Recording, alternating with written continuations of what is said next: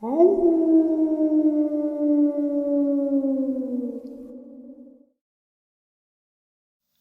and salutations, everyone. I hope everyone is still doing well, and welcome to today's second half. Before we jump into it, a couple quick links. As many of you know, I rely on Patreon, PayPal, channel membership, and the merch to help the channel to continue to grow and go. Links to Patreon, PayPal, and channel membership is in the description below. Merch displayed directly under the video. Also, Dogman Frightening Encounters, Volume 1 through 3, the audiobook versions. They were written and researched by Tom Lyons, narrated and produced by me, Jeff Nadolny. Those audiobooks are available on Audible, Amazon, and iTunes, links to which are also in the description as well. And finally, last but definitely not least, if you'd really like to help support the channel to continue to grow and go, simply subscribe. It does not cost a cent. Click the like button. It takes half a second. If you don't want to miss out on any of the informative uploads that I put out daily, click that bell icon. And folks, please leave a comment. Why? Well, because all of these things really do help the channel to continue to grow and go. And yes, folks, they definitely do matter. Now, everyone, I have taken far too much of your time. Let's jump into tonight's second half, shall we? All right, so tonight's second half is obviously real late, and I apologize. I had the worst Friday the 13th ever. I ended up waking up this morning and was in a good mood, and probably 1 this afternoon, I ended up somehow ripping some stitches in my mouth. And I had to immediately go to the dentist and have him resuture half of my upper part of my mouth back. So that's why we're running a little late. I needed to make sure that I could talk because of all of the Novocaine. So I apologize we're running late. I'm going to try to get back on schedule. All right, let's do it. Today's first encounter. In the early days of February, just before my senior year, I was prompted by my dad to undertake a rite of passage, as he called it. I was to be left alone and fend for myself in a section of Tennessee's Cherokee National Forest for 3 days and 2 nights. I'm against the trip from the beginning. Sure, I like hunting and camping, but this was extreme, too extreme for my tastes. But it was tradition passed down from father to son in my family for generations. Who was I to break tradition? So, against my reservations, and against the feeling that this was a bad idea, I packed my backpack, grabbed my .30-06 bolt-action rifle, and climbed into the cab of my dad's pickup truck. It was a long drive, and I was a little pissed that my dad was basically forcing this upon me. And our uneasy silence only made the hours feel like days. We only stopped once at a gas station about 10 miles from the cabin.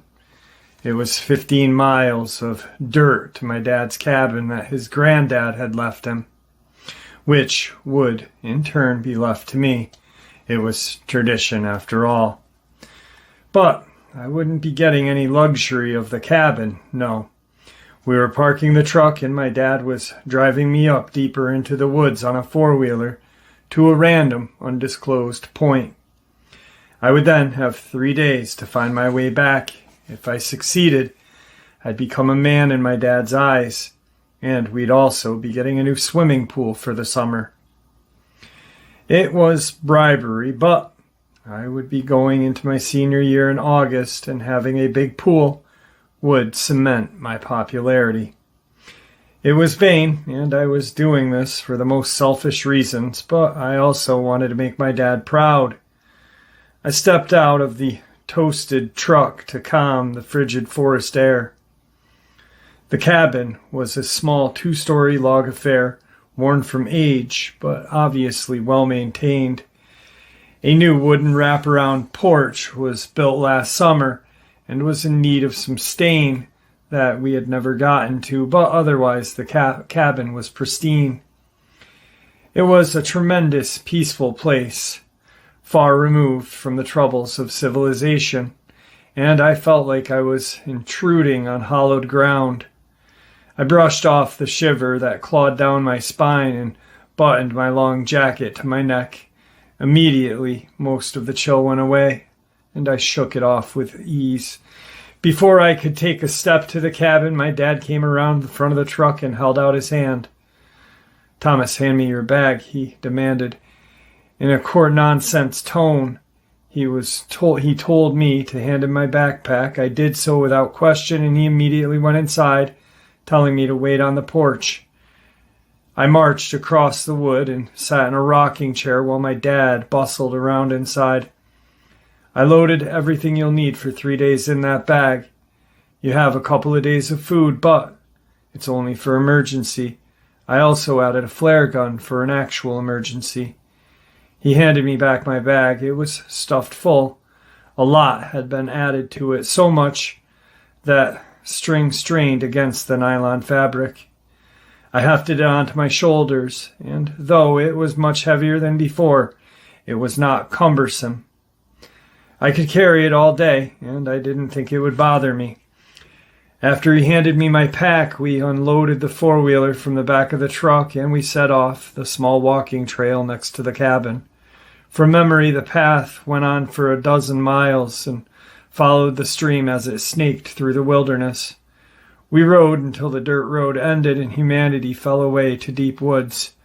The ride got bumpy as we would go around trees over small rocks, and for a minute I was afraid of the hazards. My dad was an experienced outdoorsman, though, and knew these woods quite well. A few hours later, we apparently reached the destination. It was a small clearing, nestled under a copse that remains previous campsite long since put out, rested in the center of the dirt, surrounded by a circle of rocks. I was up there scouting a couple of weeks ago, so I knew the route I would take back, he said, cheeky. "Be careful, son, and call me if there's an emergency. I'm only a few hours away, and I should be able to see the flare if there is any trouble." "Yeah, because I'll be able to get signal out here," I replied, holding up my now useless phone. "Well, there's always the flare gun, but I'm confident you'll be fine, and besides, the flares are really only there if you decide to give up," he said, laughing. With a parting wave, he departed, rolling back down the mountain and leaving me stranded in the woods. The first thing I did was take inventory and catalog my belongings. I undid the pack and carefully emptied its contents on the ground. I had a pair of long johns, some extra socks, some underwear, a box of matches, a hunting knife, a miniature shovel, a Ziploc bag full of blended spices, a canteen of water, 2 days of vacuum-sealed rations and water pouches, and the flare gun, along with my hammock and a blanket. I had everything I needed to make camp and survive if my hunting skills proved to be lacking. I had over 30 miles of wilderness to hack through before I hit the main road and could circle back to the cabin on the main road. Dad told me it should take me at least 2 days, 3, if I didn't get lucky with my hunts.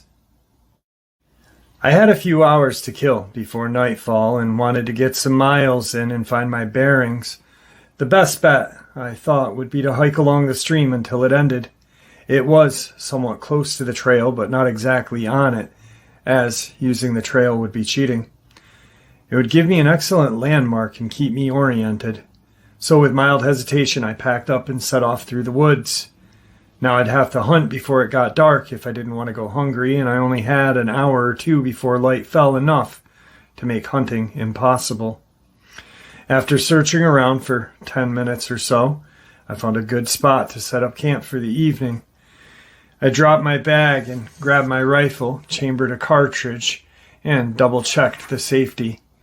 My game was rabbit, since I didn't have the tools needed to string up and gut a deer. I set off and crept through the brush, looking for signs of a nearby den. Rabbit are most active at dawn or dusk, so it was perfect time to hunt. Less than 5 minutes later, I found signs of rabbit trail in the underbrush a few hundred yards from camp. I leaned against a tree and just waited. The rabbit I wanted appeared a half an hour later, hopping out of the brush without a care in the world. It was a plump eastern cottontail. It stopped, sniffed, giving me an opening. The crack of my rifle pierced the air, and the cottontail dropped. I'd hit my mark, taking it in the neck, so as not to spoil any of the meat, and it was a decent-sized rabbit, more than enough for dinner. I bagged it and went back to camp. Light was fading as I reached camp, which I made a fire priority number 1. When I had light to work by, I cleaned the rabbit, making sure not to perforate the bowels and remove the organs and skin. I walked away from camp and buried the offal and hid it in a small hole next to the tree. When the meat was cleaned, I rubbed some spices into the meat to remove some of the taste of the game and skewered it on a stick that I had sharpened. I was not the best cook and didn't have the right tools and ingredients, so the meat was a little dry and bland, but it filled me up nicely. And I washed it down with a swig from my canteen. I even had leftovers. I wrapped them in a cloth and set them by the fire, ready to be eaten for breakfast in the morning. With nothing else to do for the evening, and night had fallen an hour ago, I decided to turn in for the evening and get an early start in morning. I had many miles to cover, and I would have to hunt again at some point the next day. In morning, I woke up refreshed from one of the best night's sleep I had ever had, and I was eager to take the day. I was in such a good mood that it took me a few minutes to realize that something was off. In the middle of packing up my hammock and gathering my supplies, I couldn't help but notice that the leftover rabbit was missing from next to the fire. I searched around in vain, thinking the wind might have caught it and blown it out of camp, but there was nothing. I chalked it up to a wild animal, but that unsettled me. Deer don't often eat meat, and I didn't think it was a deer anyway. The smoke from the embers of the fire would have been enough to keep most animals away. Black bear are common enough in the forest, but they should stay hibernating during this time of year. Right now, there wasn't anything larger than deer in these woods. So, unless it was a coyote, it'd have to have been a deer. But there were no tracks anywhere around my camp, so no answers came. I packed up camp and went to relieve myself when I found something that confused and terrified me.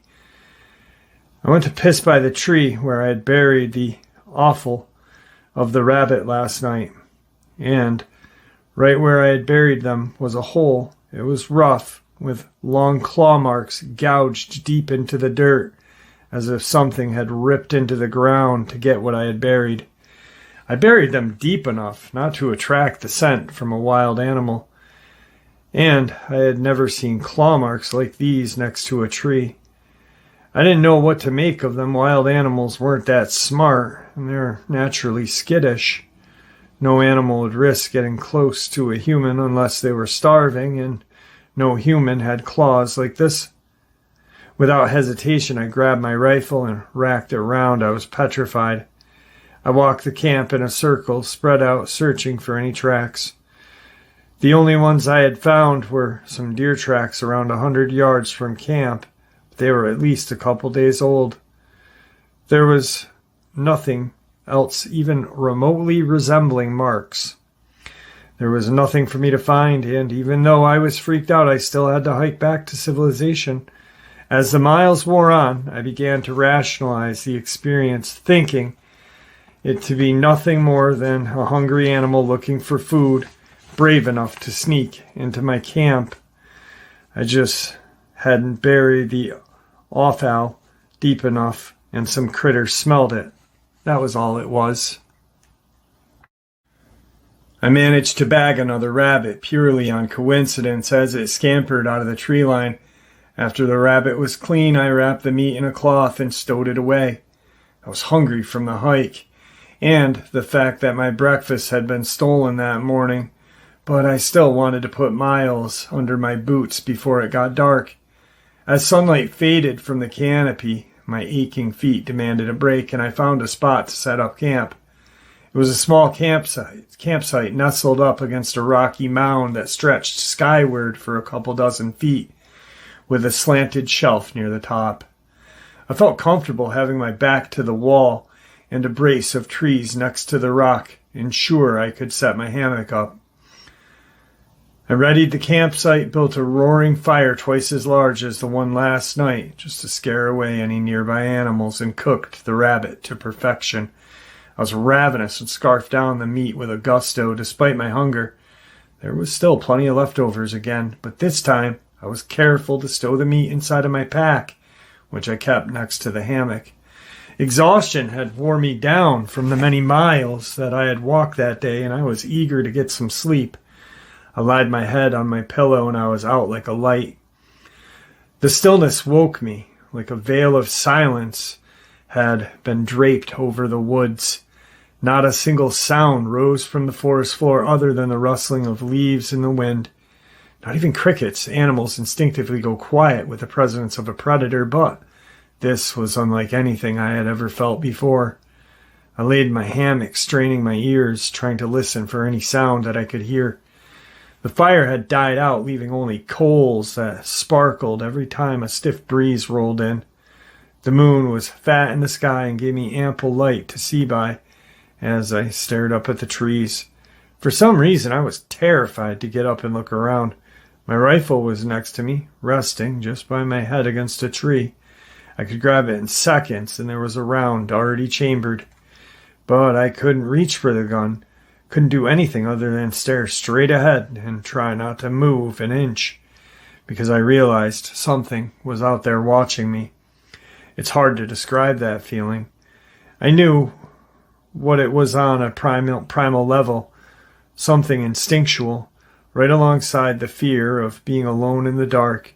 I knew that feeling as well. The presence persisted for a few more minutes and didn't fade. Sweat poured down my neck as I fought to stay still. Eventually, the silence and fear got to me, and I had to do something. I couldn't take it anymore. From the hammock, hitting the ground hard, I ignored the pain radiating from my arms and scrambled for my rifle, scanning all around, trying to find whatever it was. As I spun around, I saw it perched on the rocks above me. For a single split second, a flash of neon blue eyes stared back at me from an angular, too pale body before it slunk out of sight. My heart pounded in my chest and my head felt fuzzy. It became hard to breathe, and I fought to keep from passing out. I was scared out of my mind because whatever this thing had been, it was not a human. It wasn't an animal. This was a monster. I didn't sleep that night. I built a fire and huddled around it, clutching my rifle until the morning. Screw tradition, screw these woods. I was heading back to the cabin at first light, and wasn't stopping till I reached it. Nothing else happened through that night, but as dawn broke over the mountains, my nerves were shot to hell and my eyes ached with a strain of keeping them open. I stumbled to my feet, kicked out the fire, and slung my backpack over my shoulder. Left the hammock tied where it was and set toward the stream. I was going to follow the trail. I'd be back at cabin before nightfall. It took an hour of walking, stumbling over uneven terrain until I found the stream. And from there I found the worn trail. I followed that for hours as the sun rose high in the sky. I was so tired, but the fear of death and that creature were the only things that kept me putting one foot in front of the other. I was starving, thirsty, and beyond everything else, utterly exhausted. But I kept pushing forward, no matter how slow and tired I was. I still had the rabbit tied up in my pack, but I couldn't stop and eat. As the day wore on, I began to recognize parts of the terrain that I had known. I was close to the cabin. I was so elated that I didn't pay attention to where I was walking and rolled my ankle on a small rock that jutted out from the side of the trail, lost my balance, and careened off and hit my head on a nearby tree branch. Everything went black. I woke at dusk. I'd been out for a couple of hours, whether from the blow to the head or exhaustion. Whichever it was, I was still in the woods and night was coming. The monsters never appeared during the daytime, so I thought I was safe in the light, but light was running out, and I still had a mile or so till I reached the cabin. I picked myself up the ground and dusted myself off, grabbed my rifle, checked that it was still loaded, and flicked the safety off. My fingers stood a millimeter from the trigger, and I kept my head on a swivel as I hastily jogged the trail back to the cabin. Relief swept over me while I saw the wraparound porch come into view. I had made it back. "Dad!" I yelled as I ran up to the porch. "Dad, we gotta go!" I ran to the front door and stood in shock as my blood ran cold. The door to the cabin was open, and my dad was lying halfway inside and halfway on the porch. He had been mauled. His body was nothing but ribbons and scraps of flesh and only half resembled a human.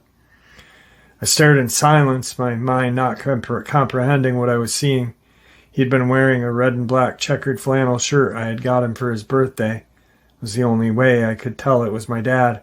His face had been ripped from his skull. 2 white bone peeked out from his empty eye sockets. The stench was ungodly. A mixture of fresh meat and iron tang of blood filled the air. I clutched at my stomach and hurled bile on the floorboards, sinking to my knees as my throat burned and I heaved my guts out. Absolute panic gripped my sanity and took it for a joyride. I tried and failed to come to terms with the fact that my dad was now dead and had been ripped to pieces by whatever was outside there stalking me. I had to leave. I had to get as far away from this place as possible, or else I'd be next. I screamed wordlessly and backed away from the porch. I turned and ran to the truck. It was my only avenue of escape, and I had to hurry. Night had already fallen. I scrambled to the driver's side of the pickup and yanked on the handle hard enough and broke it, but it held and opened the door.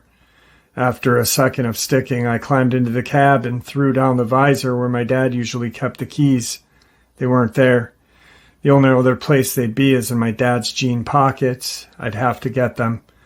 Steeling myself for the inevitable, I clutched my rifle tight and exited the vehicle. I knew I had to be fast. I knew I needed to be already to be far away from the woods, but my feet wouldn't carry me any further. I stared at the mutilated remains of my dad, trying not to throw up or break down in sadness and madness. I squinted through my eyelashes, patting my dad's pockets. The keys were in his left pocket, so I quickly grabbed them.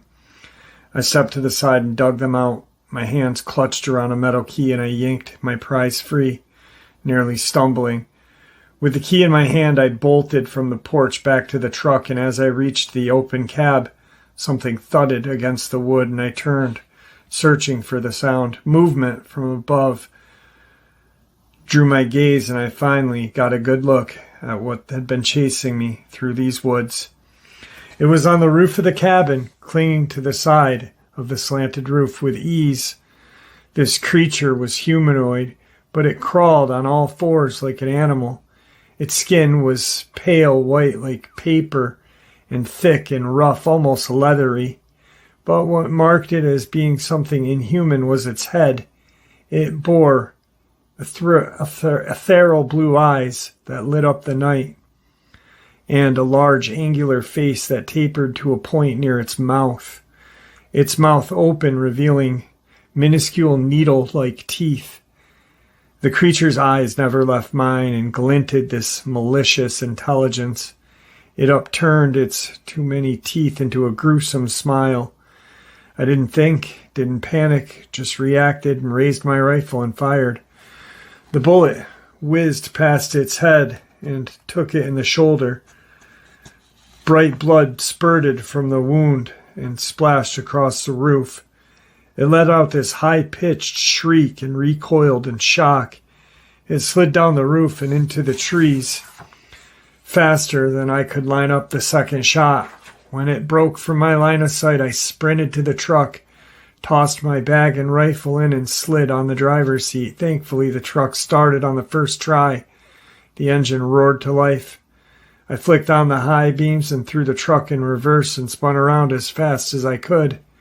I was driving recklessly, taking curves too sharply and doing everything in my power not to fishtail into a tree when A thud landed on the roof of the truck. I screeched, panicked, and jerked the wheel, trying to throw whatever was on top of the truck off. I spun the wheel too much and clipped an overgrown tree.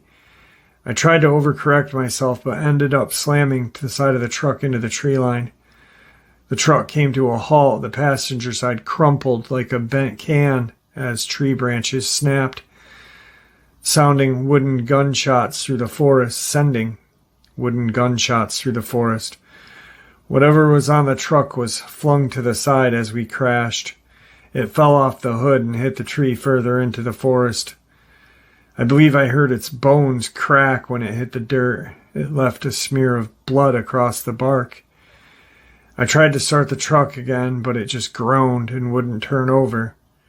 With a half growl, half groan, the creature picked its bloody body off the ground, glaring at me, its bluish eyes glowing brighter and shrieking, and crawling toward me. I grabbed my rifle and left the truck. I could follow the monster by its eyes alone. I perched the rifle on the hood of the truck and took aim. It was slow as it crept toward me, giving me plenty of time to line up my shot. I had my crosshairs centered right between its eyes and rested my finger on the trigger. A split second away from firing, the creature let out another roar, much higher this pitch than the others. My body jerked. My hand splashed and squeezed the trigger. My shot went wide, flying off into the woods and thudding into an old tree. That had been my last bullet. My rifle only had 4 shots, and I hadn't brought an extra. I squeezed the trigger again and again, and terror gripped me as it slunk along the earth, leaving this white trail of what I assumed blood. I threw the gun at it and ran for the truck, searching for my knife in my bag. I wasn't going to let this thing kill me. I wasn't going to end up as food or as a mutilated corpse like my dad. I was either going to kill this thing or I was going to die trying. I was not going to let it eat me. The thing was on me before I reached the cab. It slammed into the side door, pinning me as I was halfway to the door.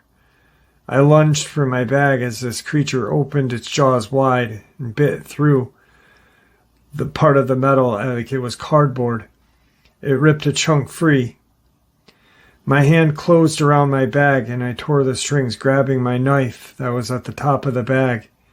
I slid it from the sheath as the creature was posed to bite me. I jammed the knife to the hilt to the side of its face just below its eyes. It reared back in pain, sending a mind-pounding shriek. It stopped my heartbeat for a second, this shriek, as it jumped away from the truck, trying to dislodge my knife. I thought then I had landed a lucky blow, and it was going to leave, that I'd be able to get back to the truck and escape. But more howls joined the first and the 2 after, and 2 more monsters slunk from the shadows. This is where I die, I thought. I couldn't run from them. I couldn't fight. I was going to die, but I wasn't going to make it easy. I grabbed my torn bag and ran into the woods. I was desperate to escape, but the howls and thuds of too many legs padded through the dirt behind me. I wouldn't escape.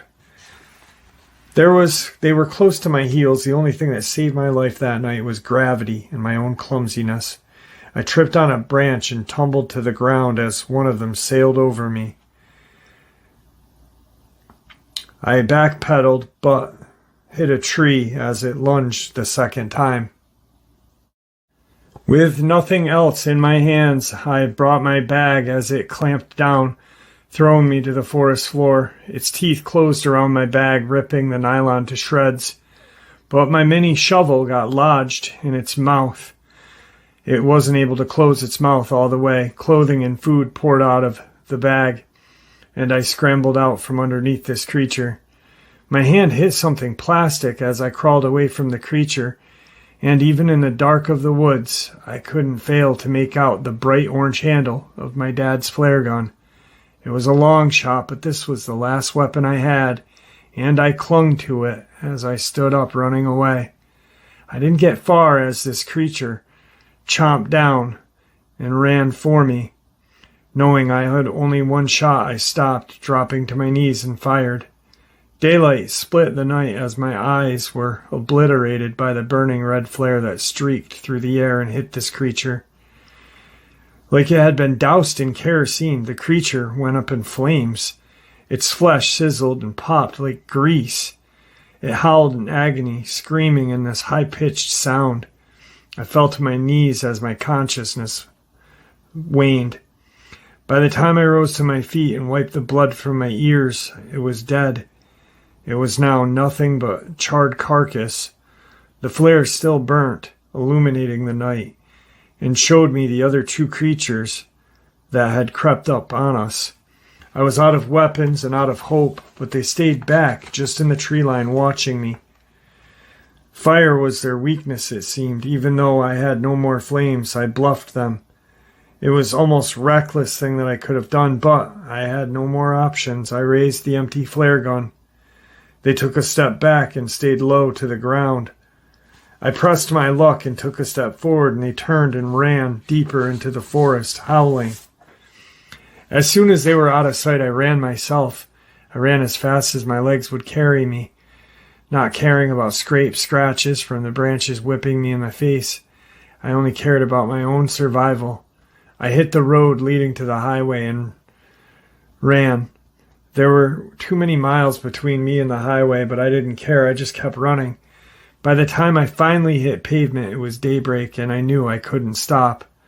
I just kept on because I had nothing else but to run.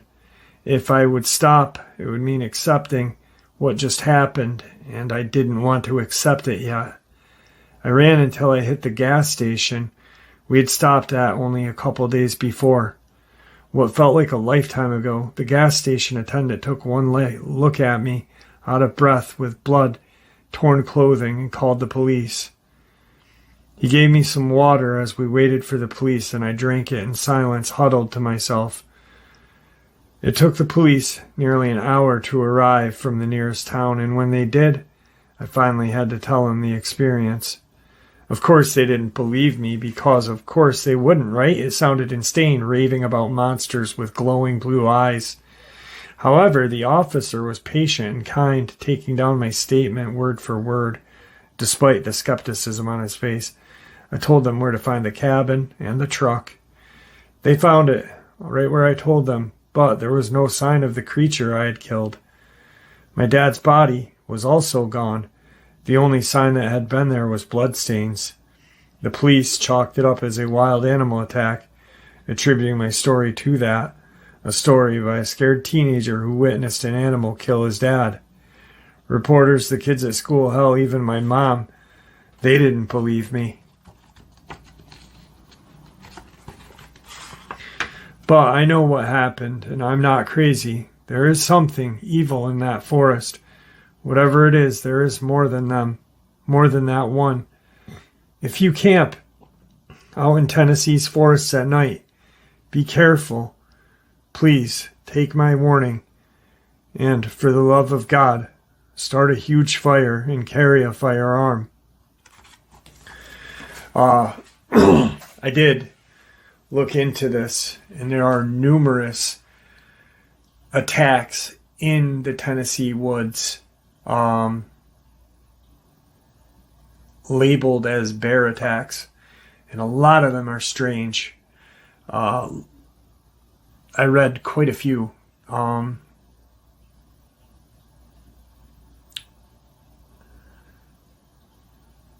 There are just too many strange attacks in Tennessee in the woods to even, bear are large and obviously will attack if hungry, but we're talking about a black bear, and going through bear attacks in Tennessee and deaths in the Tennessee woods that are unexplained too. Blew my mind. I do believe I found the exact account that this guy's talking about. But it supposedly, I don't have a date to this, but the one that I did find was in 2017. And it's definitely sounds like one of the cover-ups that I talk about a lot on the channel. Once again, I wasn't there. I don't know. I did look into it, and there is an attack that sounds just like this one, minus his story, but talks about a teenager and a dad, the dad being consumed by a bear. I don't know. God, I say it all the time. There are things out in these woods that are more scary and more terrifying than a friggin' Dogman and a Bigfoot. And if these things are demons, I don't have another word for them.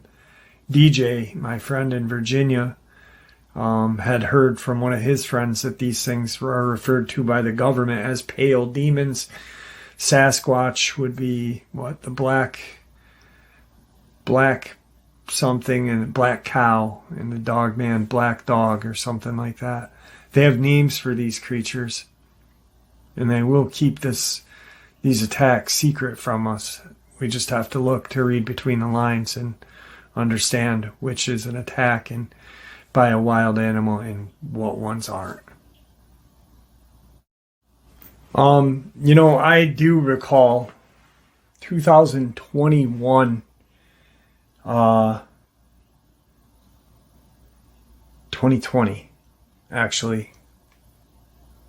There was a woman in a park in Tennessee, and she had been attacked by what people said was, a few people saw her being attacked by what some said was a bear and others said was a German shepherd. And shortly thereafter, I had heard from someone else that there was a sighting of a Dogman probably a couple of miles away from that area where she had been attacked. But it was crazy because people witnessed the attack. She perished, but witnessed the attack, and a few people said, hey, it was the largest German Shepherd wolf-like creature, or it was a bear. And, you've got Cott County, Tennessee, the two attacks there, the two bodies that were found in cave systems, torn apart. Tennessee is a hot spot. And there you have it, folks. I do hope you all enjoyed today's second half as much as I enjoyed sharing it with you. I'd like to thank you all for supporting the channel. It is, after all, your support that keeps the channel growing and going, and what gives us all a place and a chance to share our experiences and theories judgment-free. Everyone is simply treated with the respect that we all deserve. Please, everyone, stay safe, happy, healthy, and ever vigilant, keeping an eye on our children, pets, family, and friends. These creatures are real. They are out there and dangerous. Share this information with those you love and care about, and it may just help save their lives someday. Until next time, never stop asking questions, never stop searching for the truth, and God bless you all.